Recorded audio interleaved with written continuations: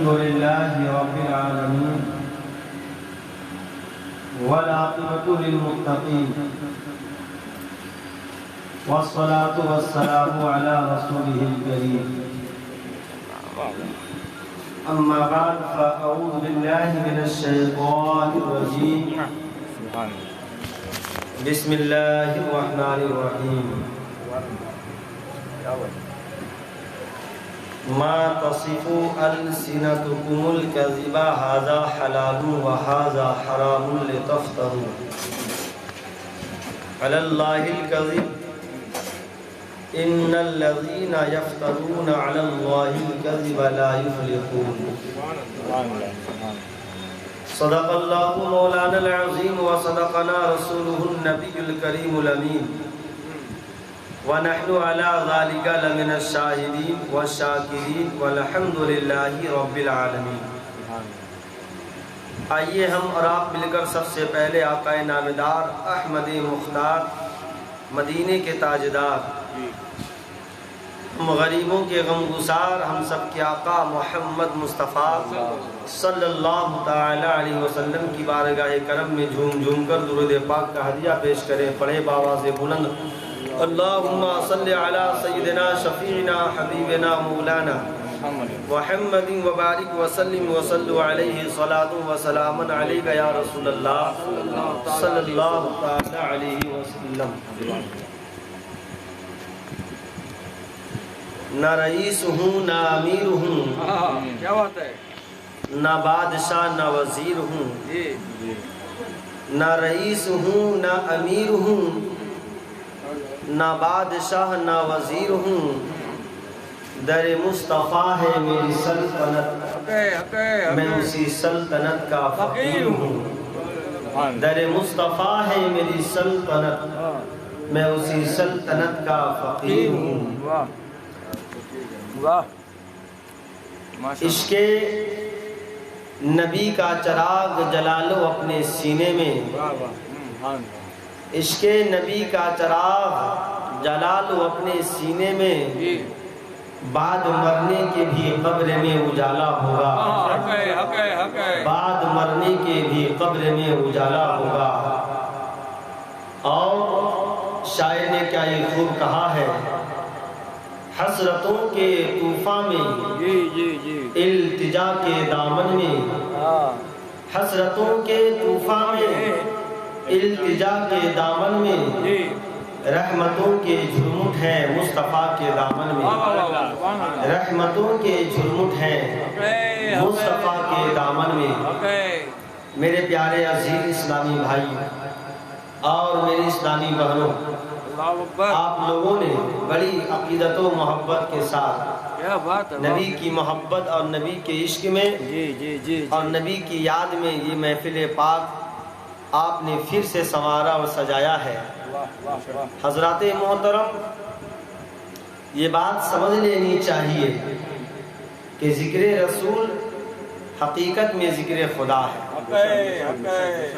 ذکر رسول حقیقت میں ذکر خدا ہے، ذکر نبی ذکر الہی ہے، ذکر مصطفیٰ ذکر اللہ ہے، ذکر رحمت للعالمین ذکر رب العالمین ہے، ذکر مصطفیٰ ذکر خدا ہے۔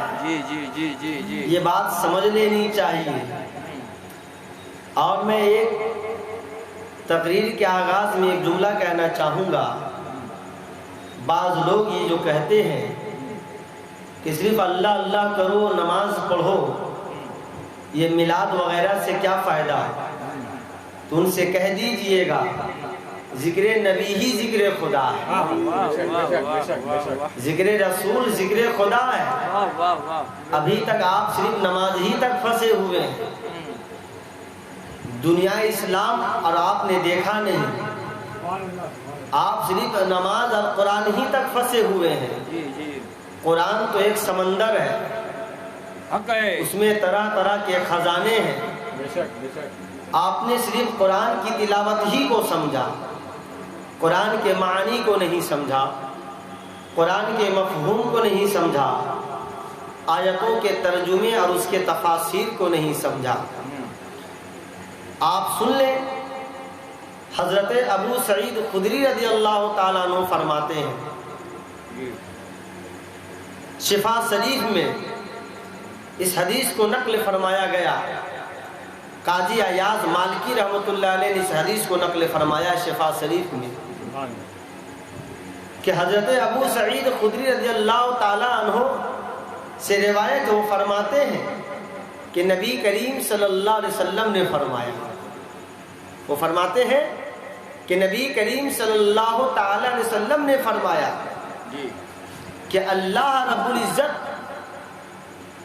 کے حکم سے جبرائیل امین میرے پاس آئے اور جبرائیل نے مجھ سے عرض کیا کہ اللہ فرماتا ہے وَرَفَعْنَا لَكَ ذِكْرَكَ۔ توجہ چاہوں گا حضرات، کہ اے یا رسول اللہ، اللہ فرماتا ہے وَرَفَعْنَا لَكَ ذِكْرَكَ، میں نے آپ کے ذکر کو بلند کر دیا، میں نے آپ کے ذکر کو بلند کر دیا۔ تو رسول اللہ صلی اللہ علیہ وسلم نے فرمایا، اے جبرائیل، اللہ نے میرے ذکر کو کس طرح بلند کیا؟ اللہ نے میرے ذکر کو کس طرح بلند کیا؟ تو جبرائیل نے عرض کیا، یا رسول اللہ، اللہ فرماتا ہے جعلتک ذکرا من ذکری فمن ذکرک ذکرنی، میں نے آپ کے ذکر کو اپنا ذکر بنا لیا ہے، جس نے آپ کا ذکر کیا اس نے میرا ذکر کیا۔ یہ حدیث پاک ہے۔ آپ صرف نماز ہی تک پھنسے ہوئے ہیں، اللہ آپ پر رحم فرمائے۔ آپ نے اسلام کو اتنا چھوٹا کر دیا، آپ نے اس دین اسلام کو اتنا چھوٹا کر دیا کہ صرف نماز، ارے بہت ساری چیزیں ہیں، نماز میں بھی صالحین کا ذکر ہے، نماز میں بھی نبی کا ذکر ہے۔ السلام علیکہ ایھا النبی، سلام اے نبی آپ پر۔ اللہ نے نماز میں اپنا بھی ذکر رکھا اور اپنا محبوب کا بھی ذکر رکھا، ہمیں اشارہ کر دیا نماز تو میری ہے، ذکر تو میرا ہے، لیکن میرا ذکر اس وقت تک کمال کو نہیں پہنچ سکتا جب تک میرے نبی کا ذکر نہ ہو۔ آپ صرف نماز ہی تک پھنسے ہوئے، آپ نے یہ نہیں دیکھا کہ نماز میں بھی نبی کا ذکر، اور نماز میں نبی کے علاوہ صالحین کا بھی ذکر ہے۔ آپ کہیں گے مان لیا کہ نماز میں نبی کا ذکر ہے، اور یہ ولی کا ذکر آپ لوگ کیوں کرتے ہیں؟ یا خواجہ یا وارث کیوں کرتے ہیں؟ صحابہ کا ذکر کیوں کرتے ہیں؟ شہداء کا ذکر کیوں کرتے ہیں؟ اولیاء کا ذکر کیوں کرتے ہیں؟ تو نماز میں بھی تو صالحین کا ذکر ہے۔ السلام علیکہ ایھا النبی ورحمۃ اللہ وبرکاتہ، السلام علینا وعلی عباد اللہ الصالحین۔ صالح کون ہے؟ صالحین آپ پڑھتے نا تحیات، آپ بولتے ہیں نماز نماز، میں نماز ہی سے دلیل دے رہا ہوں، نماز سے باہر کی دلیل نہیں دے رہا ہوں، نماز ہی سے دلیل دے رہا ہوں۔ تمہیں بھی چھٹکارا نہیں ہے اللہ والوں کے ذکر سے، اگر اللہ والوں کے ذکر سے چھٹکارا چاہتے ہو تو نماز میں تحیات پڑھنا بند کر دو، اگر تحیات پڑھنا بند کر دو گے تو نماز ہی نہیں ہوگی۔ پتہ چلا کہ تحیات میں نبی کا بھی ذکر ہے، صالحین کا بھی ذکر ہے۔ جب نبی کا ذکر کیا جائے، صالحین کا ذکر کیا جائے، تب نماز کمال کو پہنچتی ہے۔ تو یہ صالحین پہ اعتراض کرنے والے لوگ، اولیاء کرام سے بدجن رہنے والے لوگ، اولیاء کرام کے دشمنی میں زندگی گزارنے والے لوگ، اولیاء کرام کے ذکر کو بند کروانے لوگ، یا اولیاء کرام کے ذکر سے روکنے والے لوگ، التحیات تم نماز میں پڑھتے ہو، التحیات میں صالحین سے کون مراد ہے؟ صالح کہتے کسے ہیں؟ صالح کہتے کسے ہیں؟ جو اللہ کا پیارا ہو، جو اللہ کا نیک بندہ ہو، جو اللہ کا ولی ہے، جو اللہ کا قطب ہے، جو غوث ہے، جو خواجہ ہے، وہی صالحین ہے۔ تو نماز میں بھی صالحین کا ذکر ہے میرے پیارے۔ اور میں نے جو آیت کریمہ پڑھی ہے، اللہ رب العزت ارشاد فرماتا ہے، ما تصف لما تقولون ما تصف السنتکم الکذب ھذا حلال وھذا حرام لتفتروا علی اللہ الکذب۔ ان الذین یفترون علی اللہ الکذب لا یفلحون، کہ تمہاری زبانیں یہ بات کیوں کہتی ہیں، قرآن پاک میں ہے ھذا حلال و ھذا حرام، کہ یہ حلال ہے یہ حرام ہے، ھذا حلال و ھذا حرام لتفتروا علی اللہ الکذب، اور تم اللہ پر جھوٹا بہتان باندھتے ہو، اللہ پر تم لوگ جھوٹا بہتان باندھتے ہو، ما تصف السنتکم الکذب ھذا حلال و ھذا حرام لتفتروا علی اللہ الکذب ان الذین یفترون علی اللہ الکذب لا یفلحون، بے شک وہ لوگ جو اللہ پر جھوٹا بہتان باندھتے ہیں وہ لوگ کبھی بھی کامیاب ہونے والے نہیں۔ توجہ چاہوں گا، تم یہ کہتے پھرتے ہو یہ حلال ہے یہ حرام ہے، یہ بدعت ہے یہ شرک ہے، جبکہ اللہ نے حرام نہیں کہا اور تو نے حرام کہہ دیا۔ اتنی جسارت، اتنی ہمت، اتنی طاقت کہ اسلام میں جس چیز کو اللہ نے حرام نہیں کیا تم حرام کہتے ہو، اللہ پر جھوٹا بہتان باندھتے ہو۔ ارے ذکر نبی کو تو خدا نے حرام نہیں کہا، تم حرام کہتے ہو۔ اتنی جسارت، میرا مذہب، میرا اسلام، میرا دین، اور تم میرے دین میں جو چیز حلال ہے اس کو حرام کہتے پھرتے ہو۔ صرف کلمہ پڑھ لینا ہی ایمان کی دلیل نہیں، جھوٹا بہتان سے بچو۔ ارے اللہ کے ولیوں کا ذکر کرنا یہ حرام نہیں ہے، اللہ نے کہاں پہ حرام کہا دکھا دو۔ میں تمہاری ساتوں خاندان کی سے میں یہ کیا چیلنج کرتا ہوں، تمہارے باپ دادا بھی جو لوگ گزرے وہ بھی نہیں دکھا پائے، صبح قیامت تک کوئی لوگ دکھا نہیں پائیں گے کہ ذکر ولی حرام ہے، اللہ والوں کا ذکر کرنا حرام، یہ ہو ہی نہیں سکتا۔ اللہ نے ولی کا ذکر کیا ہے، دل کشادہ کریں، آپ دل کشادہ کریں، اور صرف نماز تک محدود نہ رہیں۔ یہ اسلام بہت وسیع مذہب ہے، اس کو آپ نے صرف نماز ہی میں سمیٹ دیا، صرف نماز ہی میں سمیٹ دیا۔ اسلام بہت وسیع مذہب ہے، اسلام میں بہت سارے کچھ ہے۔ اللہ کے ولی، اللہ نے اپنے ولی کا ذکر خود کیا ہے قرآن میں، اللہ نے اپنے ولیوں کا ذکر خود قرآن میں کیا، اور قرآن ہی تو ہمارا دین ہے، قرآن ہی تو ہمارا ایمان ہے۔ اگر اللہ والوں کا ذکر حرام ہوتا تو اللہ کیوں قرآن میں اللہ والوں کا ذکر کرتا؟ اب کہیں پر موسیٰ کا ذکر کیا، یہ بھی تو اللہ والے ہیں، کہیں پر عیسیٰ کا نام لے کر ذکر کیا، یہ بھی تو اللہ والے ہیں، کہیں پر ہمارے نبی کے نام کا لے کر ذکر کیا، یہ بھی تو خدا والے ہیں، کہیں پر ابراہیم کا ذکر، کہیں پر یوسف علیہ السلام کا ذکر، کہیں پر یعقوب علیہ السلام کا ذکر، کہیں پر اسحاق علیہ السلام کا ذکر، کہیں پر اسماعیل علیہ السلام کا ذکر، کہیں پہ آدم علیہ السلام کا ذکر، کہیں پہ لوط علیہ السلام کا ذکر، کہیں پہ ہارون علیہ السلام کا ذکر، کہیں پر یحییٰ علیہ السلام کا ذکر۔ اللہ نے قرآن مقدس میں جگہ جگہ نبیوں کا ذکر کیا، اب قرآن جو ذکر کرے وہی ہمارا مذہب۔ تو صرف آپ قرآن کی تلاوت کریں گے تبھی آپ ذکر کریں گے، وہ تو تلاوت قرآن ہوا، تلاوت قرآن میں ذکر انبیاء بھی ہو گیا۔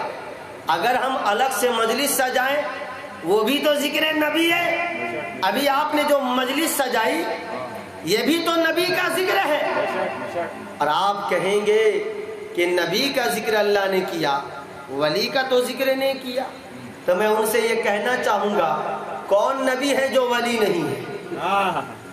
سبحان اللہ، سبحان اللہ۔ کون نبی ہے جو ولی نہیں ہے؟ نبی کا مرتبہ ولی سے بلند، بے شک بے شک، اور جو زیادہ بلند ہوتا ہے، چھوٹوں کے اندر جتنے بھی کمالات ہوتے ہیں بڑوں کے اندر وہ کمالات موجود۔ تو ہر نبی ولی ہر نبی غوث، بے شک ہر نبی قطب، چونکہ نبی جو ہوتے ہیں تمام کمالات کا جامع ہوتے ہیں، بے شک بے شک تمام خوبیوں کا مالک ہوتے ہیں۔ سبحان اللہ جو نبی ہوتے ہیں، بے شک بے شک جو رسول ہوتے ہیں، ان کا مرتبہ خواجہ سے بھی اعلیٰ، ان کا مرتبہ غوث سے بھی اعلیٰ، تو ان کے اندر ولایت بھی ہے، نبوت بھی ہے، رسالت بھی ہے۔ بے شک بے شک بے شک اب کہیں گے کہ کوئی ایسی آیت دکھلاؤ جس میں صرف ولی کا ذکر ہو قرآن میں، اور وہ نبی نہ ہو، ولی ہو، تب ہم ولی کا ذکر کریں گے، تب ہم ولی کے ذکر کو شرک بدعت نہیں کہیں گے، اور اللہ تعالیٰ پر جھوٹا الزام نہیں لگائیں گے۔ اللہ نے 1450 سال پہلے کہہ دیا تھا، اللہ کو معلوم تھا جی کہ کچھ آنے والے زمانے میں کچھ لوگ ایسے بھی ہوں گے جو میرے ولی کا ذکر کریں گے تو کہیں گے یہ بدعت ہے، یہ شرک ہے، یہ حرام ہے۔ اللہ کو معلوم تھا، اللہ نے 1450 سال پہلے قرآن میں یہ آیت کریمہ نازل کر دیا۔ اللہ پر جھوٹا الزام باندھتے ہو، اللہ نے جس چیز کو شرک نہیں کہا، حرام نہیں کہا، تم حرام کہتے ہو۔ شرم آنی چاہیے، سورہ فاتحہ صحیح سے نہیں پڑھ پاتے اور حرام کا فتویٰ لگانے چلا تو ہم عالم لوگ کہاں جائیں گے؟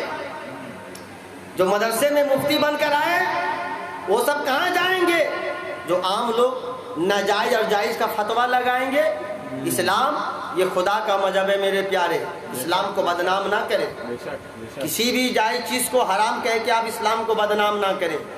اسلام بہت وسیع مذہب ہے۔ بے شک اب کوئی کہے ایسی آیت دکھلاؤ جہاں پر ڈائریکٹ ولی کا ذکر ہو، وہ نبی نہ ہو، مان لیے کہ نبی بڑے ہوتے ان کے اندر تمام خوبیاں ہوتی ہے، ایسی آیت دکھلاؤ تو بہت ساری آیت کریمہ ہیں۔ اصحاب کہف کا ذکر قرآن میں سورہ کہف میں، جی جی بے شک بے شک اصحاب کہف، سورہ کہف ہے نا 15 پارہ میں، اصحاب بلکہ ولی کے نام سے اللہ نے سورہ نازل کر دی، سبحان اللہ سبحان اللہ ولی کے نام سے۔ اصحاب کہف تھے کون؟ سنیں، آپ صرف یہی تقریر سنتے ہیں کہ نماز پڑھو۔ میں بار بار کہہ رہا ہوں، اسلام ایک چھوٹا مذہب نہیں ہے، بہت وسیع مذہب ہے، اس میں بہت کچھ ہے۔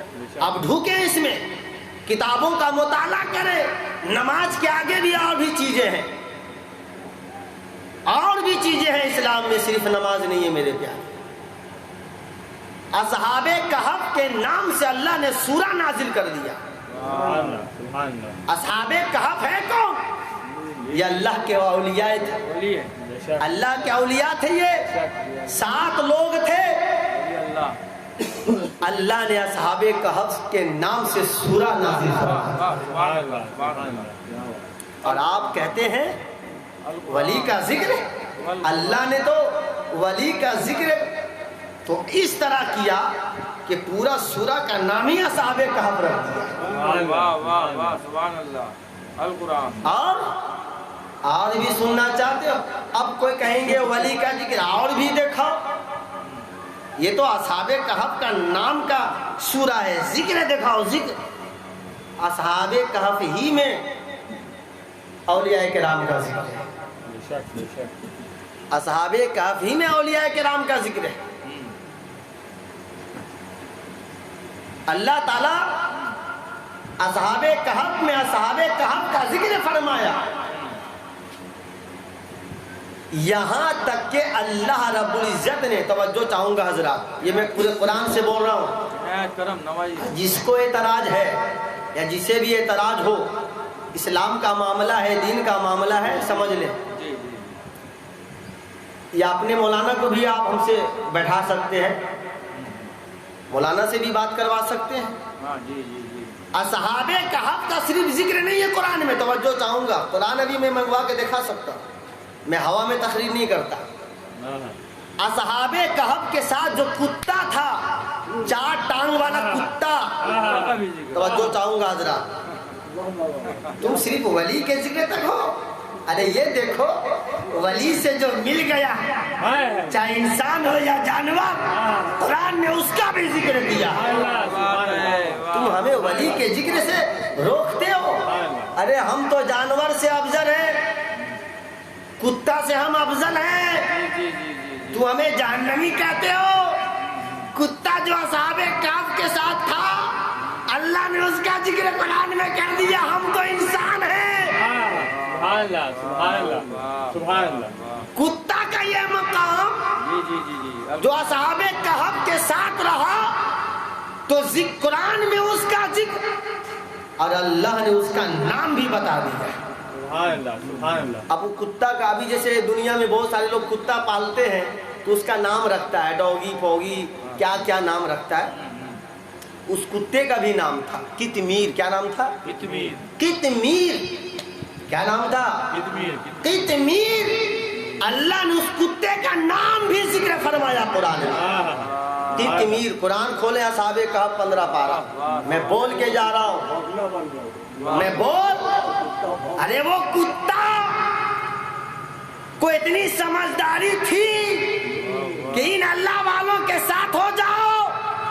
309 سال اصحاب کہف جس غار میں سویا رہا، کتے نے اصحاب کہف سے کہا ہمیں بھی ساتھ لے لو، ہم تمہاری حفاظت کریں گے۔ قرآن میں ہے کہ اصحاب کہف جس غار میں سوئے تھے، کتا قطمیر اس غار کے منہ پر پیر پھیلا کر بیٹھ گیا تاکہ میں اس کی حفاظت کروں۔ اللہ کو اس جانور کی ادا پسند آئی کہ یہ کتا میرے ولی کی نگہبانی کرنے کے لیے آیا ہے۔ ارے صبح قیامت تک بھی میں اپنے کلام میں تیرا ذکر کرتا رہوں گا۔ سبحان اللہ سبحان تم اللہ۔ انسان کو خدا کے اللہ کے ولی کے ذکر سے روکتے ہو، کتا کا اللہ نے ذکر کیا ہے۔ وہ کتا قطمیر جس نے اصحاب کہف سے کہا تھا مجھے اپنے ساتھ لے لو، میں تمہاری حفاظت کروں گا۔ محبت ہی میں تو کہا تھا۔ جی جی محبت۔ اللہ نے کتے کو بولنے کی طاقت دے دی تھی، واہ واہ واہ واہ سبحان اللہ۔ بولنے کی طاقت دے دی تو اصحاب کہف اس کتے کو اپنے ساتھ لے گئے۔ سبحان اللہ سبحان اللہ۔ یہ اصحاب کہف کے زمانے کا جو بادشاہ تھا نا، بڑا ظالم بادشاہ تھا، وہ کہتا تھا میری عبادت کرو، میرے سجدہ کرو۔ تو ان لوگوں نے کہا کہ عبادت کے لائق اللہ ہے۔ اللہ ان لوگوں نے اس کی مخالفت کی اور اس کے محل کو چھوڑ کر، وہاں پہ یہ لوگ وزیر تھے، اس کے محل کو چھوڑ کر پہاڑوں کی طرف نکل پڑے تاکہ اللہ کی عبادت کی جائے۔ یہ اللہ والے کا ذکر ہے قرآن میں، سبحان اللہ۔ اللہ والوں کا ذکر۔ بلکہ اس سے اور بھی آگے بڑھے تو اللہ والے کے ساتھ جو ہو گیا، جو مل گیا، وہ ایک جانور، اس کا بھی ذکر۔ آپ مفسرین فرماتے ہیں، توجہ چاہوں گا حضرات، کرم نواز۔ مفسرین فرماتے ہیں کہ بنی اسرائیل میں ایک بہت بڑا عبادت گزار بندہ تھا۔ توجہ چاہوں گا، بڑا عبادت گزار بندہ تھا، اس کی دعا سے لوگ کامیاب ہو جاتے تھے، مستجاب الدعوات تھے۔ وہ اتنے بڑے نیک بندہ تھا، لیکن اسے شیطان نے بہکا دیا، شیطان نے اسے بہکا دیا اور کسی لڑکی پر وہ فریفتہ ہو گیا۔ اور جب اس کے شکم میں بچہ ٹھہرا تو وہ نیک بندہ جو تھا، عبادت گزار، وہ دیکھا کہ میں اب لوگوں میں ذلیل ہوں گا، تو شیطان نے کہا کہ اس بچی کو، اس اور لڑکی کو تم مار دو، اور اس نے اسے مار کر دفن کر دیا۔ لیکن ابلیس اس کے بھائیوں کو خبر کر دیا انسان کی شکل میں آ کے کہ تمہاری بہن کو ماننے والا فلاں آدمی ہے، اب فلاں جگہ دفن کر دیا ہے۔ جب دیکھا گیا تو بالکل صحیح ہے۔ ابو اللیث سمرقندی رحمۃ اللہ علیہ نے اس واقعے کو نقل فرمایا ہے، اور اس آدمی کو پکڑا اور کہا کہ تو نے قتل کیا ہے۔ بادشاہ کے سامنے پیش کیا گیا، بادشاہ نے پھانسی کی سزا سنائی۔ اس وقت پھر ابلیس حاضر ہوا اس آدمی کے پاس، اس عبادت گزار کے پاس، کہا کہ میں تجھے موت سے بچا لوں گا، میں تجھے موت سے بچا لوں گا، تو یہ کہہ دے کہ میں عبادت کے لائق ہوں۔ ابلیس نے اس سے کہا جسے پھانسی لگنے والی تھی، پھانسی لگنے والی تھی، تو اس نے موت کے خوف سے کہہ دیا ہاں تو ہی عبادت کے لائق ہے۔ بس اتنا کہنا تھا، شیطان غائب ہو گیا اور اسے توبہ بھی نصیب نہیں ہوا اور اس کی پھانسی دے دی گئی۔ تو اس کی موت کفر پر ہوئی۔ مفسرین، بہت سارے مفسرین فرماتے ہیں کہ اللہ تعالی اس انسان کو جو کفر پہ مرا تھا، اللہ تعالی آخرت میں اسے کتا بنا کر جہنم میں ڈالے گا، اور اس اصحاب کہف کے کتے کو، توجہ چاہوں گا، اس اصحاب کہف کے کتے کو اس آدمی کی شکل میں بنا کر جنت میں داخل فرمایا۔ سبحان اللہ۔ آری بات سمجھ میں؟ ابو اللیث سمرقندی رحمۃ اللہ علیہ نے فرمایا کہ بنی اسرائیل کے اس آدمی کو اللہ کتا بنا دے گا قطمیر کی جگہ، اور قطمیر کو انسان کی شکل میں بنا کر اللہ جنت میں داخل فرمائے۔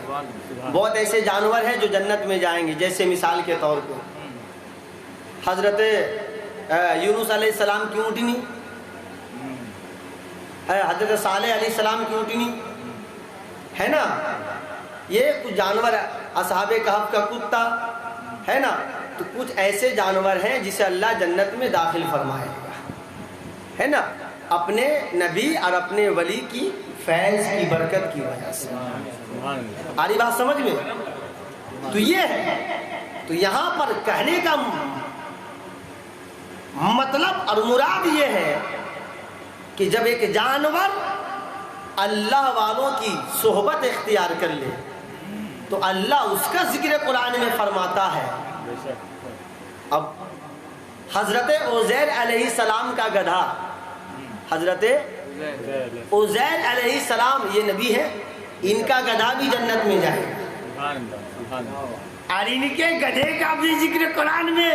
ابھی تو میں ایک ہی جانور کی مثال پیش کی تھی، عزیر علیہ السلام کے گدھا کا بھی ذکر قرآن میں، سورہ آل عمران 3 پارے میں،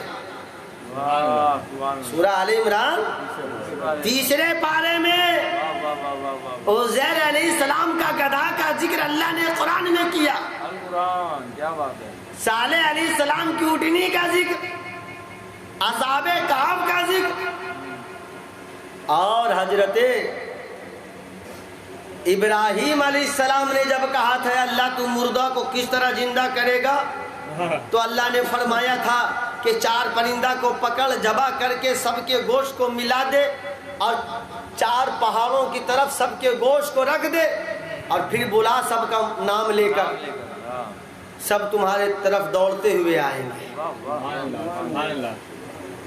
اب ابراہیم علیہ السلام نے کیا کیا، مور کو، کوا کو، کبوتر کو، مور، کوا، کبوتر اور گدھ، یہ 4 پرندوں کو پکڑا، یہ بھی قرآن ذکر میں، وہی سورہ آل عمران میں عزیر علیہ السلام کا جو ذکر ہے ان کے گدھا کا، اسی کے بعد اس کا ذکر ہے فوراً اس آیت کے بعد، سورہ آل عمران 3 پارہ میں حضرت ابراہیم علیہ السلام نے 4 پرندوں کو لیا اور ذبح کر کے اس سب کو قیمہ کر دیا، اس طرح کر دیا کہ پتہ ہی نہیں چلتا تھا کہ کون سا مور کا گوشت ہے، کون سا مرغا کا گوشت ہے، کون سا کوا کا گوشت ہے، ملا دیا، اور پہاڑ، چاروں طرف پہاڑ میں سب کے گوشت کو تھوڑا تھوڑا رکھ دیا، اور سب پرندوں کا سر اپنے پاس رکھا، مور کا سر اپنے پاس، مرغا کا سر اپنے پاس، ہے نا، گدھ کا سر اپنے پاس، مور کا سر اپنے پاس، کبوتر کا سر اپنے پاس۔ بہت ساری روایت میں گدھ کا ذکر ہے، کبوتر کے جگہ میں گدھ کا ذکر ہے، اب بہت ساری روایت میں کبوتر کا ذکر ہے، بہت ساری روایت میں گدھ کا ذکر ہے نا، خیر 4 پرندہ تھا۔ آری بات سمجھ میں؟ تو آپ نے وہی کیا اور سب کا نام لے کر بلایا آپ نے، آپ نے مرغے کا نام لے کر بلایا، مور کا نام لے کر بلایا، کبوتر کا نام لے کر اور کوا کا نام لے کر آپ نے پکارا، آواز دی، تو تمام پرندے کے جو گوشت تھے خود بخود اٹھنے لگے، ہے نا، اور اس کی ہڈیاں آپس میں ملنے لگی، اس کی ہڈیاں آپس میں ملنے لگی، اور پھر اس پر چمڑا چڑھا، پنکھ آیا اور دوڑتے ہوئے آ کر اپنے سر سے لگ گیا۔ قرآن میں ہے،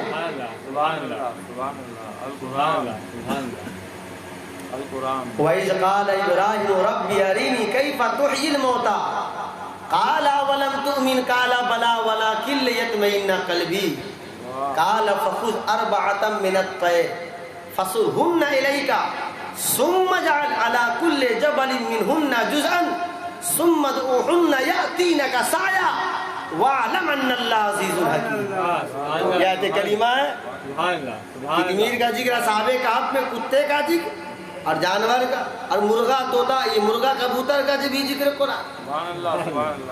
کیوں؟ چونکہ اس سے بھی نسبت ابراہیم علیہ السلام سے ہو گئی تھی، پکڑا نسبت ہو گئی کہ جب ابراہیم نے، یاد کرو اس واقعے کو، جب ابراہیم نے کہا اے رب تو مردہ کو کس طرح زندہ کرے گا، تو اللہ نے کہا کیا تجھے تمہارے رب پر یقین نہیں ہے؟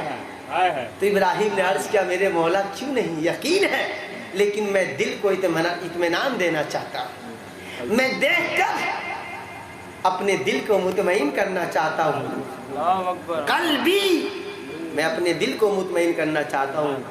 قال فخذ أربعة من الطير، تو اللہ نے کہا کہ 4 پرندے کو پکڑ، طیر کے مطلب پرندہ، 4 پرندے کو پکڑ، ذبح کر دے، بوٹی بوٹی کر دے اور اسے رکھ دے پہاڑوں پر۔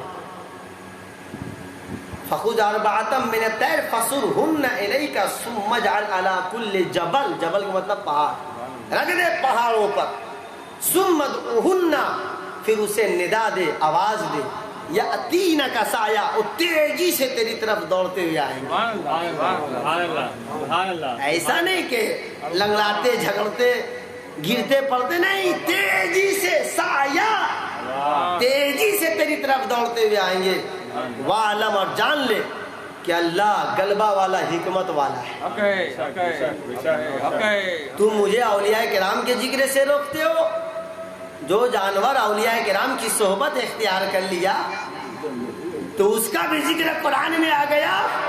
ارے ہم تو انسان ہیں، ہم تو اشرف المخلوقات ہیں، ہم اللہ کا ولی کا ذکر کریں گے تو اللہ ہمیں کیوں نہیں کامیاب کرے گا؟ اس پر بھی میں دلیل دے دوں، اس پر بھی اللہ والوں کا جو ذکر کرتا ہے نا، اس کا کیا مقام ہے سنیں۔ بخاری کی حدیث وہ لوگ رٹ لگاتے ہیں، حالانکہ بہت ساری حدیث ہے، مسلم کی حدیث، ترمذی کی حدیث، ابن ماجہ ہے، نسائی شریف ہے، مشکات شریف ہے، ابو داؤد ہے، نسائی شریف ہے، الادب المفرد شریف ہے، شفا شریف ہے، مسند امام اعظم ہے، مسند امام شافعی ہے، مسند امام احمد بن حنبل ہے، موطا امام مالک ہے، موطا امام محمد ہے۔ یہ سب حدیث کی کتاب کہاں گئی؟ آپ نے صرف اسلام کو بخاری میں سمیٹ دیا۔ موطا امام محمد کی حدیث کہاں گئی؟ موطا امام مالک شریف، ابو داؤد شریف، نسائی شریف، ابن ماجہ شریف، مشکات شریف، شفا شریف اور مسلم شریف، طبرانی شریف، مسند ابن حبان، یہ سب کتابیں کہاں گئی؟ ان سب حدیث کو بھی پڑھیں۔ بخاری کی حدیث ہے، توجہ چاہوں گا حضرات، میں پوری حدیث اور قرآن سے بات کر رہا ہوں۔ بخاری کی حدیث ہے کہ اللہ فرماتا ہے اے جبرائیل میں زمین پر فلاں بندہ سے محبت کرتا ہوں، تم بھی محبت کرو۔ جبرائیل عرض کرتے ہیں میرے مولا تو جس سے محبت کرتا ہے میں بھی کرتا ہوں۔ اللہ فرماتا ہے اے جبرائیل فرشتوں کی دنیا میں اعلان کر دو کہ اللہ اور جبرائیل فلاں بندے سے محبت کرتا ہے تم لوگ بھی محبت کرو. تو تمام فرشتے حور و ملائک اس بندے سے، اس اللہ کے نیک بندے سے اس ولی سے محبت کرنے لگتے ہیں. پھر جبرائیل فرماتا ہے اللہ میں نے اعلان کر دیا. پھر اللہ فرماتا ہے جبرائیل اب دنیا والوں میں اعلان کر دو، زمین میں اعلان کر دو کہ اللہ، جبرائیل اور اللہ کے تمام فرشتے فلاں بندے سے محبت کرتا ہے. اے زمین میں رہنے والے تم لوگ بھی ان سے محبت کرو. تو تمام اہل زمین ان سے محبت کرنے لگتے ہیں. توجہ چاہوں گا، ہم جو وارث پاک، مخدوم پاک یا غوث پاک کا جو ذکر سجاتے ہیں یہ محبت ہی تو ہے. آپ کی ماں دنیا سے چلی گئی، آپ کے باپ دنیا سے چلے گئے، یا آپ کی ماں باپ حیات ہیں، آپ اپنے دوستوں میں بیٹھے ہوئے ہیں، رشتہ داروں میں بیٹھے ہوئے ہیں. ارے بھائی میری ماں بہت نیک ہے یار، مجھے بہت چاہتی ہے میری ماں، نماز نہیں چھوڑتی.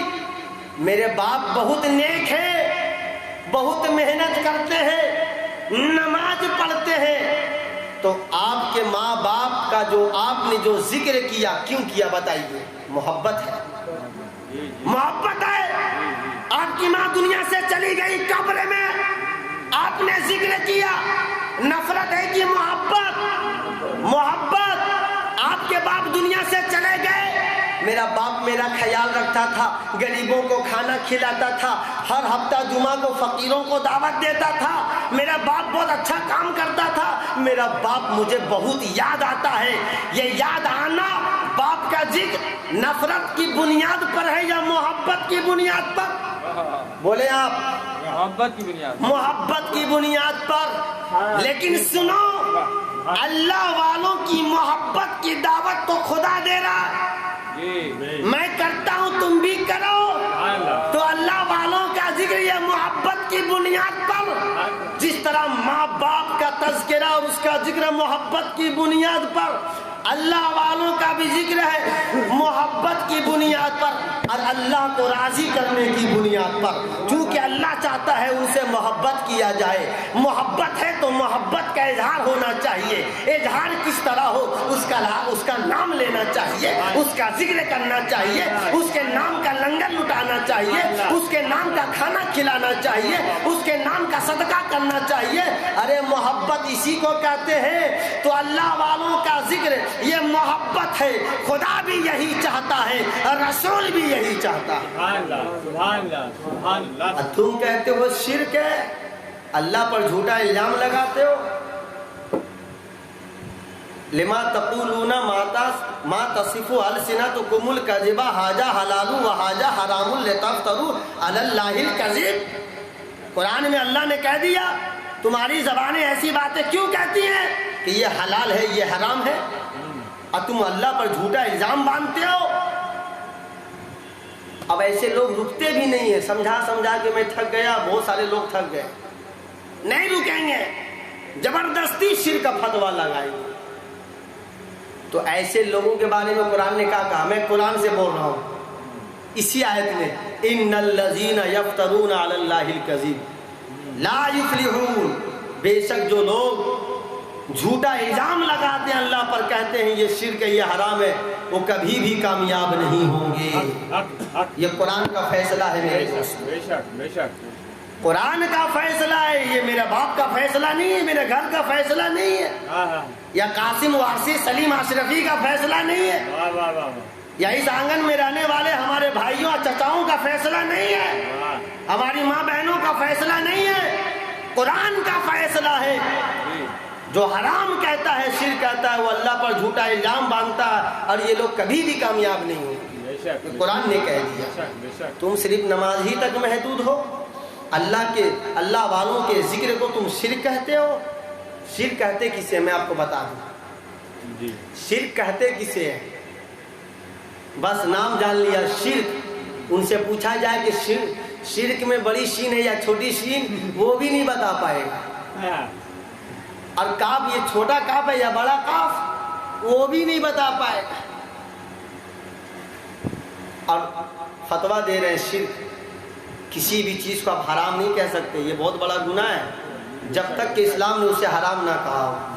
یہ قرآن کا فیصلہ ہے، سن لیجیے، قرآن نے کہہ دیا، وہ جھوٹا الزام باندھتا ہے اللہ۔ شرک کہتے کسے؟ اللہ کو چھوڑ کر کسی اور کو معبود بنا لینا، خدا ماننا، اس کی عبادت کرنا شرک ہے نا؟ اللہ کو چھوڑ کر کسی اور کی عبادت کرنا، کسی اور کو خدا کہنا، کسی اور کو خالق اور مالک جاننا، یہ شرک ہے۔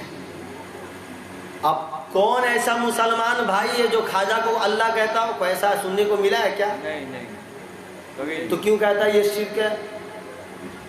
کس نے کہہ دیا کہ وارث پاک اللہ ہے؟ عبادت وارث پاک کی ہونی چاہیے، کس نے کہا؟ بتاؤ، لاؤ اس کو میرے پاس۔ کوئی کہتا ہے کہ اللہ یہ وارث پاک خدا کا یہ خدا ہے، ولی ہے؟ کوئی نہیں کہتا۔ ہر جاہل سے بھی پوچھا جائے کہے گا اللہ وارث پاک، یہ اللہ کا تو ولی ہے، وہ ولی کہتا ہے، وہ کہتا ہے ولی، اور تم کہتے وہ کہہ رہے اللہ۔ اتنا جھوٹ، شرم کرو، اتنا جھوٹ۔ ارے اللہ کے ولی کو ولی نہ کہا جائے تو کیا کہا جائے؟ قرآن نے اسے ولی کہا ہے، تمہارے باپ نے نہیں کہا۔ الا ان اولیاء اللہ لا خوف علیہم ولا هم یحزنون، قرآن نے کہا ہے کہ بے شک اللہ کے ولیوں کو نہ کوئی خوف ہے نہ غم۔ خدا نے اسے اپنا ولی کہا۔ ولی کا معنی ہوتا ہے دوست، ولی کا معنی ہوتا ہے محبوب، ولی کا معنی ہوتا ہے پیارا۔ تو اللہ نے اپنے ولی کو محبوب کہا، اپنے ولی کو پیارا کہا، اپنے ولی کو دوست کہا۔ تمہیں کیوں درد ہوتا ہے؟ ولی کو ولی نہ کہا جائے تو کیا کہا جائے؟ ہم ولی کو ولی کہتے ہیں کیونکہ قرآن نے ولی کو ولی کہا ہے۔ قرآن نے ولی کو ولی کہا۔ پڑھے 11 پارہ، ہر بات پر میں دلیل دوں گا، ہر بات پر میں دلیل دوں گا۔ وارث پاک اللہ کا ولی، اب کہیں گے ولی کیسے آپ نے کہہ دیا کہ وارث پاک اللہ کا ولی ہے؟ کیسے آپ کہہ سکتا ہے؟ نہیں ماننے والا کا 1000 سوال، اور میں ہر سوال کا جواب رکھتا ہوں۔ کیسے آپ نے کہہ دیا وارث پاک اللہ کا ولی؟ وارث پاک تو نبی کے زمانے میں تھے نہیں، جب قرآن نازل ہو رہا تھا تو وارث پاک تو تھے نہیں، خواجہ غریب نواز تو تھے نہیں، مخدوم پاک تو تھے نہیں۔ تو ولی کے بارے میں کہا اس زمانے میں جو ولی تھے وہ مراد ہے۔ تو سب سے پہلا میرا سوال یہ ہے کہ قرآن نے یہ کہاں کہہ دیا کہ ولایت کا دروازہ بند؟ قرآن نے تو یہ کہا نبوت کا دروازہ بند، اب نبی نہیں آئیں گے۔ قرآن نے تو یہ نہیں کہا کہ ولی نہیں آئیں گے، ارے ولی صبح قیامت تک پیدا ہوتے رہیں گے۔ سوال پیدا کرتے ہو۔ اور سنو، ایک جواب تو میں نے دے دیا، ولایت کا دروازہ بند نہیں ہوا ہے، ہر زمانے میں ولی ہوتے ہیں۔ پڑھیں آپ مسند احمد حنبل کی حدیث، ولیوں کی برکت سے بارشیں ہوتی ہیں۔ حضرت علی سے روایت ہے، ہر زمانے میں 40 ابدال ہوتا ہے اور ان کی برکت سے بارش ہوتی ہے۔ ارے جن کی برکت سے کھانا کھاتے ہو، لقمہ لیتے ہو، انہی کا ذکر کو حرام کہتے ہو؟ حضرت علی کہہ رہے ہیں ہر زمانے میں 40 ابدال ہوتا ہے، ان میں سے کوئی انتقال ہو جائے تو اس کی جگہ پر اللہ دوسرے کو بنا دیتا ہے اور اس کی برکت سے بارشیں ہوتی ہیں۔ حضرت علی کی روایت ہے۔ اب تم چلے ذکر ولی کو روکنے، پہلے تم بارش لینا بند کر دو، ان کی برکت سے کھانا بند کر دو، تب تم اللہ والوں کے ذکر کو روکنا ہے۔ ان کی برکت سے بارش ہوتی ہے، علی کی روایت ہے۔ تو ایک تو میں نے یہ کہا کہ ولایت کا دروازہ بند نہیں ہوا، اور دوسرا ولی کہتے کسے؟ الذین آمنوا وکانوا یتقون۔ اسی 11 پارہ میں اس آیت کے بعد ہے کہ ولی وہ ہیں جو ایمان والے ہیں اور تقوی اختیار کرتے ہیں۔ اب دکھا دیجئے وارث پاک کی زندگی کو، کس کا حق مارا؟ خواجہ پاک کی زندگی کو دکھا دے، آپ نے کس کا حق مارا؟ آپ نے دین کی تبلیغ کی، نہیں کھا کر بھوکوں کو کھلایا، نہ اچھا کپڑا پہن کر دوسروں کو پہنایا، آپ نے دوسروں کی مدد کی، اسلام کو پھیلایا، نماز کبھی نہیں ترک کی، نماز 5 وقت کی نماز تو دور کی بات، تہجد بھی ترک نہیں کیا، چاشت نہیں چھوڑا، نوافل نہیں چھوڑے۔ وہ وارث پاک، وہ خواجہ غریب نواز جن کی پوری زندگی شریعت کی روشنی میں گزری، بلکہ اسلام بھی، شریعت بھی ان کی زندگی پہ فخر کرتا ہے۔ یہ وہ لوگ ہیں تقویٰ کے اس معیار پر فائز تھے۔ تو قرآن نے کہا جس نے تقویٰ اختیار کیا، جس نے جھوٹ نہیں بولا، حلال کو حرام نہیں کہا، حلال کو شرک نہیں کہا، اسلام کی تبلیغ کی، اسلام کو پھیلایا، غیر مسلموں کو کلمہ پڑھایا، بھوکوں کو کھانا کھلایا، خدا کے دین کی تبلیغ کی، نبی کی سنت کو زندہ کیا، نبی کی سنت پہ عمل کروایا، کسی کو برا نہیں کہا، ماں باپ کو دھوکہ نہیں دیا، ماں باپ کی خدمت کی، پڑوسیوں کے حقوق کو ادا کیا، بھائی کا حق نہیں مارا، بہن کا حق نہیں مارا۔ یہ ہے تقویٰ والے۔ اب خدا نے کہہ دیا تقویٰ والے ولی ہیں۔ ہم نے وارث پاک کی زندگی کو دیکھا، آپ نے کبھی نمازیں ترک نہیں کی۔ ہم نے خواجہ پاک کی زندگی کو دیکھا، آپ نے نمازیں ترک نہیں کی، آپ نے روزے کو نہیں ترک کیا، آپ نے کسی کو گالی نہیں دیا، آپ نے کسی کو بلا نہیں کہا، آپ نے کسی کے حق کو نہیں مارا، آپ نے پڑوسیوں کو نہیں ستایا، آپ نے کمزوروں کا ساتھ دیا، مسکینوں کو ساتھ دیا، بھوکوں کو کھانا کھلایا، غریبوں کی مدد کی، اسلام کے اشاعت کی، دین کو پھیلایا، قرآن پڑھا، دوسروں کو سکھایا، نماز پڑھی، دوسروں کو پڑھایا، امامت کی، دوسروں کو مقتدی بنایا، امام بھی بنایا، معلم بھی بنایا، مدرس بھی بنایا، ولی بھی بنایا، کتب بھی بنایا۔ اس قدر دین کی تبلیغ کی کہ ان کے دم سے اور ان کے خم سے اسلام بھی زندہ ہے، دین بھی زندہ ہے۔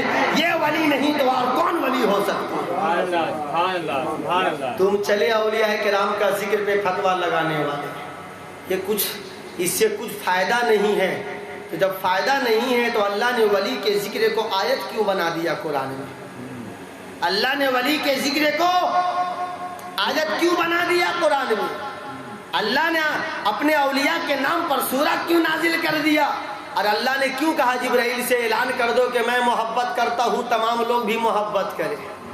کیوں فرمایا؟ محمود غزنوی کا نام سنے ہوں گے، ایک کتاب ہے اللہ والوں کے اللہ والوں کے تڑپا دینے والے، دل کو تڑپا دینے والے واقعات، ہے نا، دل کو تڑپا دینے اللہ والوں کے واقعات، ایک کتاب کا نام ہے۔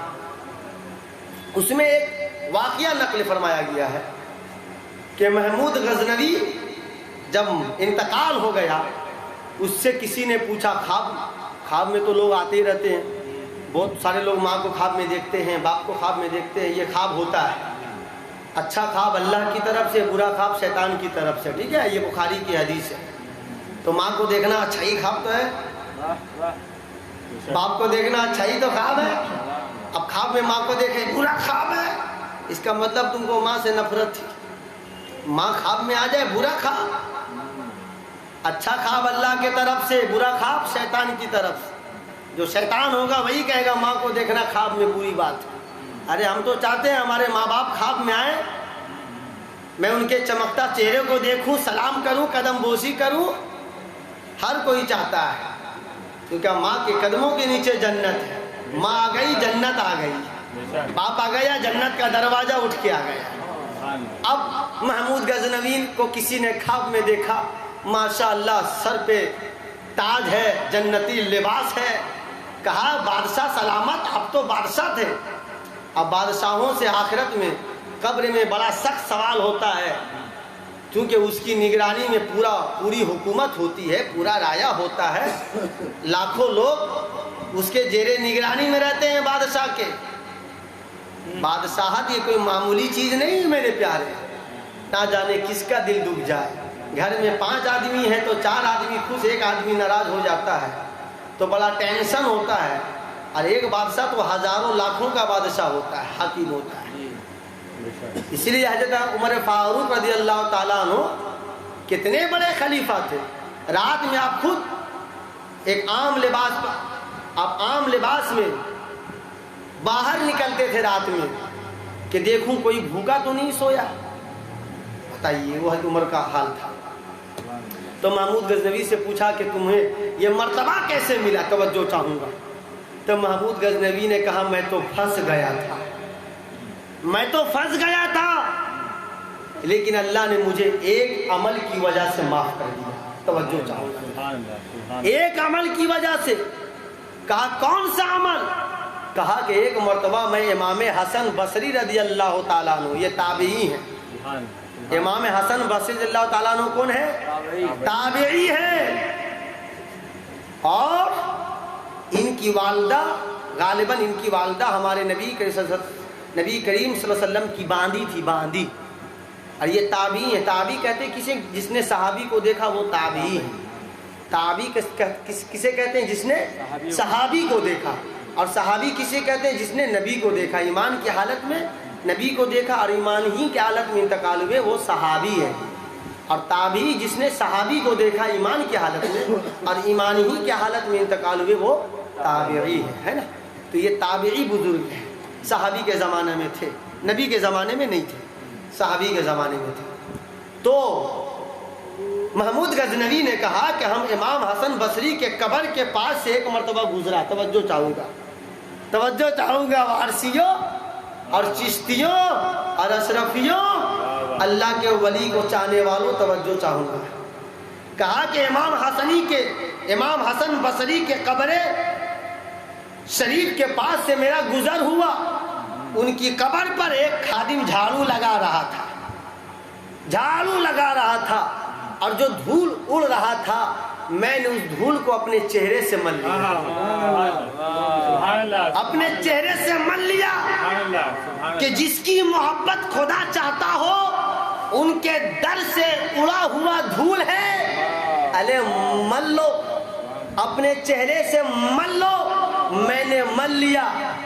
جب میں مرا تو اللہ نے کہا کہ تجھ سے بہت ناانصافی بھی ہوا ہے غزنوی، یہ تیری پکڑ بہت سخت ہوتی ہے، لیکن ایک عمل کی بنیاد پر میں تجھے معاف کرتا ہوں کہ تو نے میرے محبوب حسن بصری کے قبر انور اور ان کے در سے اڑے ہوئے دھول کو اپنے چہرے سے مل لیا تھا، اس نیت سے کہ ایک اللہ کے محبوب کے در سے اڑا ہوا دھول ہے، تو نے اس نیت سے ملا تھا. تو سنو، تو نے میرے محبوب کی در کی اس طرح عزت اور عظمت بخشی کہ میں نے اس چہرے کو جہنم سے پھیر دیا ہے. جو چہرہ میرے محبوب کے در سے اڑے ہوئے دھول کو، جو چہرہ، وہ دھول، جو دھول اس چہرے سے لگا ہوا ہو، جو دھول میرے محبوب کے در سے اڑا تھا، جو دھول میرے محبوب کے در سے اڑا تھا، وہ دھول جس چہرے سے لگا ہو، اس چہرے کو میں جہنم میں کس طرح جھونک سکتا ہوں، کس طرح جھونک سکتا ہوں. میں نے اس چہرے کو جہنم سے بچا لیا. حضرات محترم، یہ ہے محمود غزنوی کا واقعہ، اہل دل کے تڑپا دینے والے واقعات. اس میں اس واقعے کو نقل فرمایا گیا ہے. بہت سارے ایسے واقعات ہیں کہ اللہ والوں کی قربت کی وجہ سے اور محبت کی وجہ سے اور ان کے ذکر کی وجہ سے لوگ معاف کر دیے گئے، بخش دیے گئے. اللہ نے ان کے عذاب کو معاف کر دیا، اس کے گناہ کو معاف کر دیا. اس طرح کے واقعات بخاری شریف میں بھی ہے. میں ایک واقعہ بول کے میں رخصت ہو جاؤں گا تاکہ کچھ لوگ نہ کہیں کہ یہ تو واقعہ کون کتاب سے مولانا بول کے گیا تھا، حدیث لا بخاری کا. تو چلو میں بخاری کا حدیث دکھاتا ہوں. امام بخاری نے اپنی کتاب میں، امام بخاری اور امام مسلم نے بھی اپنی مسلم شریف میں، اور امام بخاری نے اپنی بخاری شریف میں اس واقعے کو نقل فرمایا. واقعہ نہیں، حدیث کو نقل فرمایا. اور یہ حدیث اور اس واقعے کو کس نے بیان کیا؟ خود ہمارے نبی نے بیان کیا. امام بخاری لکھتے ہیں کہ ہمارے نبی کریم، بخاری شریف اور مسلم شریف دونوں میں یہ حدیث ہے کہ نبی کریم صلی اللہ علیہ وسلم نے فرمایا کہ بنی اسرائیل میں ایک بہت بڑا قاتل تھا. کیا تھا؟ بہت بڑا قاتل، قتل کرنے والا تھا. اس نے 99 آدمی کو قتل کیا. سنے ہوں گے آپ لوگ، 99 آدمی کو قتل کیا. اس کے دل میں خیال آیا کہ میں نے 99 آدمی کو قتل کر دیا, یہ بہت بڑا گناہ ہے, اللہ مجھے معاف کرے گا. تو ایک راہب کے پاس گیا. راہب کسے کہتے ہیں؟ بنی اسرائیل میں جو عالم ہوتے تھے اسے راہب کہا جاتا ہے نا. راہب سب چیز کو چھوڑ چھاڑ کے بس اللہ کی عبادت میں لگا رہتا ہے, اسے راہب کہا جاتا تھا بنی اسرائیل میں. وہ ایک راہب کے پاس گیا. راہب سے کہا کہ میں نے 99 لوگوں کو قتل کیا ہے, 99 لوگوں کا میں نے خون بہایا ہے, کیا اللہ مجھے معاف کر دے گا؟ توجہ چاہوں گا جناب. تو اس راہب نے کہا شرم کرو, 99 آدمی کا قاتل ہو اور معافی کا امید رکھتے ہو. اس قاتل نے کیا کیا, اس راہب کو بھی قتل کر دیا. کہا کہ چلو پورا 100 کر دیتا ہوں, جب میری معافی نہیں ہوگی کہ میرا گناہ معافی ہی نہیں کیا جائے گا تو چلو جو گناہ میں ملوث اس کو اچھا طریقے سے کیا جائے اور بھی مرڈر کیا جائے. اس راہب کو بھی قتل کر دیا. بخاری مسلم میں اس حدیث کو لایا گیا اور خود ہمارے نبی نے اس واقعے کو بیان کیا. ہمارے نبی فرماتے ہیں پھر بھی اس کا دل میں خوف الہی جاگا کہ نہیں, میں نے جو جرم کیا یہ بہت بڑا جرم ہے, اللہ معاف نہیں کرے گا. کیوں نہیں کرے گا؟ پھر ایک عالم کے پاس گیا. وہ اچھا عالم تھا, پڑھا لکھا تھا, ان لوگوں کی طرح نہیں, جسے سورہ فاتحہ بھی نہیں پڑھنے آتا. یہ شرک ہے, نبی کا ذکر کرنا شرک, کھڑے ہو کر سلام پڑھنا شرک. ان لوگوں کی طرح وہ عالم نہیں تھا. وہ عالم کے پاس گئے. اس عالم نے کہا کہ اللہ کیوں نہیں معاف کرے گا؟ اللہ تو بہت بڑا رحیم ہے. سبحان اللہ, بے شک رحیم ہے میرا اللہ. تم میرا اللہ کی رحمت کو باندھ دیا. ارے میرا خدا تو ایسا رحیم ہے کہ وہ منتظر رہتا ہے کوئی بندہ تو آئے, پکار کر تو دیکھے, نہ سنو تو کہنا. ارے میرا بندہ مانگ کر تو دیکھے, نہ دینا تو کہنا. میرا بندہ مجھ سے معافی تو مانگے, اگر میں معاف نہ کروں تو کہنا.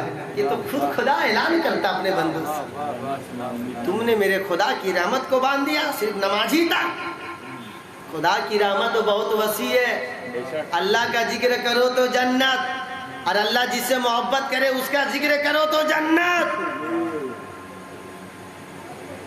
ایک عالم کے پاس گیا, عالم سے کہا تو عالم نے کہا کیوں نہیں معاف کرے گا؟ بے شک معاف کرے گا. سنو, توجہ چاہوں گا. ہم کیوں اللہ والوں کا نام لیتے ہیں اور اللہ والوں کا وسیلہ کیوں پکڑتے ہیں, اس حدیث سے اس کی وضاحت ہو جائے گی. اس عالم نے کہا, توجہ چاہوں گا, بڑی قیمتی بات بتانا جا رہا ہوں. اس عالم نے کہا کہ فلاں بندہ فلاں محلہ میں جاؤ, فلاں محلہ میں بہت سارے اللہ کے ولی رہتے ہیں, اللہ کے نیک بندے رہتے ہیں. توجہ چاہوں گا, بخاری کی حدیث. اس علاقے میں چلے جاؤ, اس اللہ والوں کے علاقے میں چلے جاؤ, وہاں جا کر دعا کرو, ان سے دعا کرواؤ, اللہ تجھے معاف کر دے گا. توجہ چاہوں گا ذرا. وہ عالم تو یہ بھی کہہ سکتا تھا اللہ سے توبہ کر لو, اللہ سے توبہ کرو, لیکن گناہ بہت بڑا ہے, اللہ کی مرضی پر ہے معاف کرے یا نہ کرے. لیکن جب اللہ والے جب دعا کر دیں گے تو اللہ ولیوں کا نبیوں کو دعا رد نہیں کرتا. اللہ ولیوں کا اور نبیوں کو دعا رد نہیں کرتا. اسی لیے عالم نے کہا کہ تم دعا مانگو تو اللہ کی رحمت پر ہے, مرضی پر ہے, چاہے تو معاف کر دے, چاہے تو نہیں کرے, سزا دے کر تجھے جنت میں داخل کرے. لیکن جب تمہاری مغفرت کی دعا خدا کے محبوب کر دیں گے, جسے اللہ نے اپنے محبوب کہا ہو, جسے اللہ نے اپنا ولی کہا ہو, جسے اللہ نے نبی بنایا ہو, جسے اللہ نے ولی بنایا ہو, تو محب محبوب کی بات کو نہیں ٹالتا. یہ بات ہے نا, آپ بھی سمجھتے ہیں. چلے جاؤ اس اللہ والوں کے علاقے میں. اب وہ اللہ کا بندہ, وہ جو قاتل تھا, 100 آدمی کا قاتل, چلا اور اتفاق ایسا ہوا، بخاری کی حدیث ہے کہ راستے ہی میں اس کی موت ہو گئی، راستے ہی میں اس کی موت ہو گئی۔ اب عذاب کے فرشتے اور رحمت کے فرشتے، یعنی عذاب دینے والے فرشتے اور جنت میں لے جانے والے فرشتے، دونوں فرشتوں کی جماعت آئی۔ عذاب دینے والے فرشتوں نے کہا اس نے ابھی توبہ نہیں کیا تھا، ابھی تو جا ہی رہا تھا اللہ والوں کے علاقے میں دعا کروانے کے لیے، لیکن موت آ گئی، توبہ بھی نہیں ہوا، اس لیے یہ عذاب کا مستحق ہے، 100 آدمی کا قاتل ہے، سزا ملے گا۔ رحمت کے فرشتوں نے کہا کہ نہیں، توبہ نہیں کیا تھا تو کیا ہوا؟ توبہ کی نیت سے نکلا تھا، توبہ کے مقصد سے نکلا تھا۔ اور اسلام میں تم اچھے کام کی نیت کر لو، ابھی اچھا کام کیا بھی نہیں، ثواب ہے کہ نہیں؟ ہم نماز پڑھیں گے، اللہ نے اچھی نیت کا ثواب دے دیا، بندہ گناہ کا تو نیت نہیں کیا، یہ بھی تو اچھی نیت ہے، توبہ کے گھر سے نکلا تھا، اب کسی کو قتل نہیں کروں گا، اب کسی کو نہیں ماروں گا، خدا کی نافرمانی نہیں کروں گا، اسی مقصد سے نکلا تھا اللہ والوں کی بارگاہ میں، جا کر ان سے توبہ کرواؤں گا، دعا کرواؤں گا۔ وہ اللہ کے بندے ہیں، امام صاحب ہیں، امام صاحب سے آپ دعا کرواتے ہیں؟ میرا اماں بیمار ہے، آپ خود کیوں نہیں کرتے؟ آپ بھی کرتے ہیں، امام صاحب سے بھی کرواتے نہیں؟ امام صاحب 5 وقت کا نماز پڑھاتے ہیں، ان کی زبان صاف ہے، دل صاف ہے، تو یہی چیز تو ہم بھی کرتے ہیں میرے پیارے۔ جو اماموں کا امام اولیاء کرام ہے، ان سے کرواتے ہیں۔ امام سے دعا کروانا جائز، اولیاء کرام سے دعا کروانا حرام، یہ کون سی مطلب بات ہے؟ اب رحمت کے فرشتوں نے کہا کہ توبہ کی نیت سے نکلا تھا۔ اب دونوں فرشتے خدا کی بارگاہ میں پہنچے، توجہ چاہوں گا، بخاری مسلم کی حدیث، دونوں فرشتے خدا کی بارگاہ میں پہنچے، اللہ نے فرمایا اچھا ایسا کرو کہ زمین کی پیمائش کیا جائے، اس کو ناپا جائے۔ کیا کس طرح ناپا جائے؟ یعنی وہ جہاں سے چلا تھا، وہ بندہ جہاں سے چلا تھا اور جہاں پہ اس کی موت ہوئی، اس جگہ کو ناپا جائے، اور جہاں پہ موت ہوئی وہاں سے اس جگہ کو ناپا جائے جہاں جانا تھا، جہاں توجہ چاہوں گا جانا تھا۔ اگر وہ بندہ میرے اولیاء کے شہر کے بالکل قریب ہو چکا ہے اور جہاں سے چلا تھا اس کا فاصلہ بہت زیادہ ہے، اور جہاں جانا تھا، جہاں پہ مرا، وہاں سے اس کا فاصلہ بالکل کم رہ گیا، تو وہ بالکل میری رحمت کے قریب ہو گیا ہے، میرے اللہ والوں کے شہر کے قریب ہو گیا، اسے معاف کر دینا ہے۔ جگہ کی پیمائش کی گئی، ناپا گیا، تو جہاں سے چلا تھا، جہاں پہ انتقال ہوا، کافی وہ چل چکا تھا، اور جہاں جانا تھا بالکل قریب تھا۔ اللہ تعالیٰ نے فرمایا اسے جنت میں لے جاؤ۔ ارے توبہ نہیں کیا تھا تو کیا ہوا؟ توبہ کا بالکل قریب تھا، میرے محبوبین کی بارگاہ میں جا رہے تھے توبہ کروانے کے لیے، دعا کروانے کے لیے، لیکن اس کی زندگی نے ساتھ نہیں دیا، لیکن میری رحمت کی امید سے چلا تھا، میرے محبوبین کی بارگاہ میں جا رہا تھا، اسی امید سے کہ وہ میرے ولی ہیں، میرے محبوب ہیں، وہ دعا کر دیں گے تو میں معاف کر دوں گا، لہذا میں نے معاف کر دیا۔ سبحان اللہ، سبحان اللہ۔ تو یہ دیکھیں آپ کہ صرف چلا تھا، ابھی صحبت بھی نہیں پائی تھی، قربت بھی نہیں ہوئی تھی، دیکھا بھی نہیں تھا، ملاقات بھی نہیں تھا، لیکن معافی ہو گئی۔ تو میرے پیارے، ہم لوگ اللہ والوں کا جو ذکر کرتے ہیں نا، یہ خدا کی مرضی ہے، یہ خدا کی رحمت ہے، اور جسے یہ توفیق ہو وہی اللہ والوں کا ذکر کرے گا، اور وہی اللہ والوں کی محفل سجائے گا، وہی اللہ والوں کا ذکر کرے گا۔ اور ہم جو اجمیر جاتے ہیں نا، اسی حدیث کی روشنی میں یہ چلا تھا اللہ والوں کی بارگاہ میں، تو ہم جو کلکتہ سے دیوا جاتے ہیں اسی حدیث کی روشنی میں، وہاں بھی اللہ والے آرام فرما ہے، لیٹے ہوئے ہیں، ان کی بارگاہ میں جائیں گے، ان کا قرب حاصل ہوگا، ان کی برکت سے اللہ ہمیں معاف فرمائے۔ اللہ والے اپنی قبر میں دنیا باطن میں، اس دنیا میں حیات ہے۔ ان اولیاء اللہ لا یموتون بل ینتقلون من دار الی دار آخر۔ اللہ کے ولی مرتے نہیں بلکہ ایک گھر سے دوسرے گھر منتقل ہو جاتے ہیں۔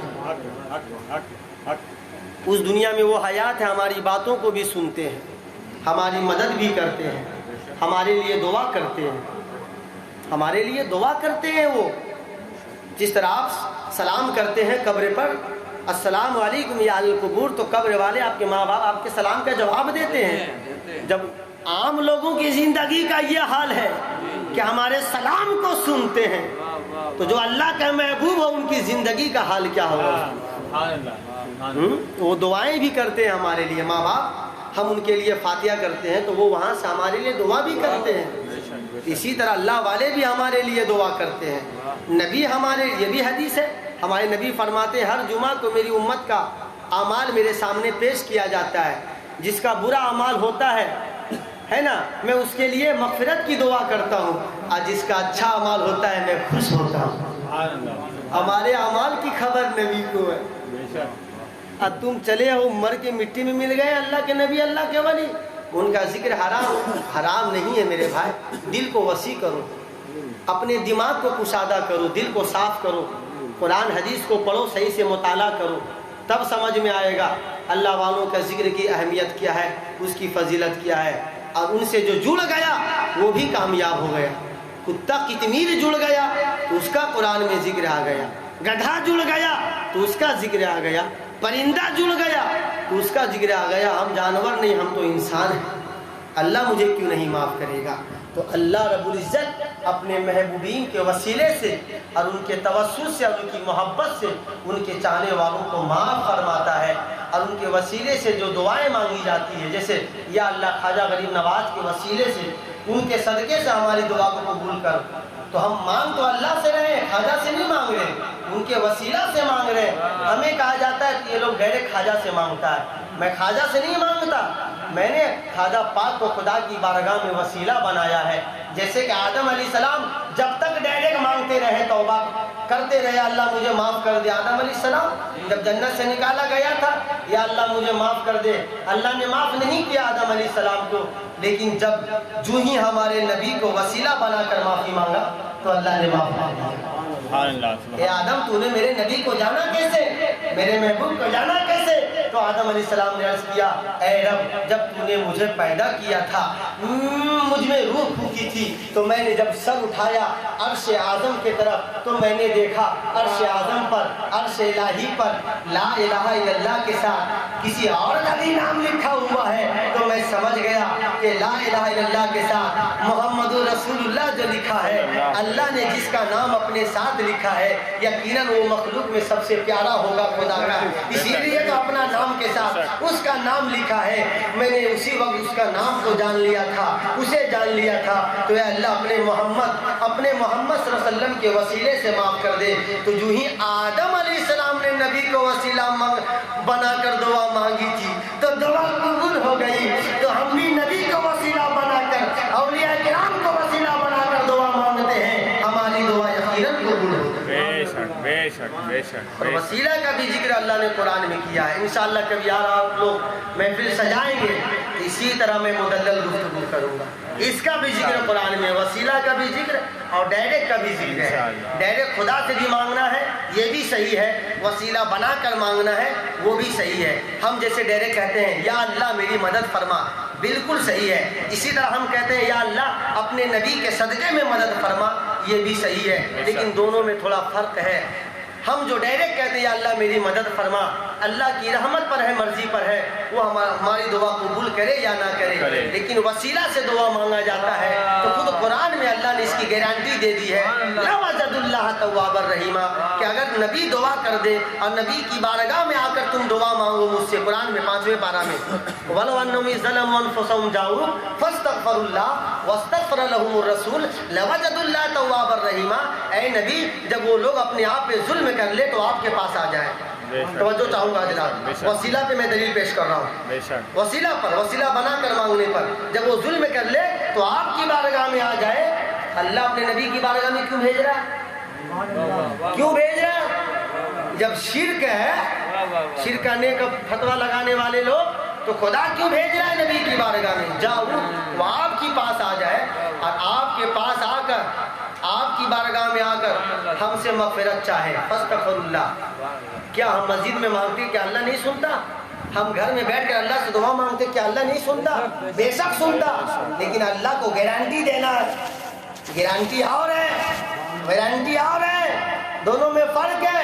فاستغفر اللہ، نبی کی بارگاہ میں آ کر رب سے مغفرت چاہو، واستغفر لهم الرسول، اور رسول بھی ان کے لیے دعائیں مغفرت کر دے، لوجد اللہ توابا رحیما، تو ضرور وہ لوگ، کون؟ دعا کروانے والے لوگ، توبہ کروانے والے لوگ، وسیلہ بنانے والے لوگ، لوجد اللہ، ضرور وہ لوگ جو نے ظلم کیا، گناہ کیا، حرام کھایا، سود کھایا، لیکن جب گناہ سے عاجز ہو گیا، اللہ کا خوف آیا، اب نبی کی بارگاہ میں آ کر جب خدا سے مغفرت چاہتا ہے، نبی بھی دعا کر دیتے ہیں، تو اب وسیلہ کا بات آ گئی، محبوب کا وسیلہ، محبوب کا نام پیش کرنے کی اب بات آ گئی۔ اب محبوب کی عزت کی بات ہے، محبوب کی عظمت کی بات ہے، محبوب کی محبوبیت کی بات ہے، محبوب اور محب کی بات ہے، ارے اس کے ذکر کا بات ہے، اس کی رفعت کا بات ہے، اس کی لاج کا بات ہے، کہ جن کے صدقے میں مانگا جا رہا ہے ہم اس کے صدقے میں عطا نہیں کریں گے؟ کیوں نہیں کریں گے؟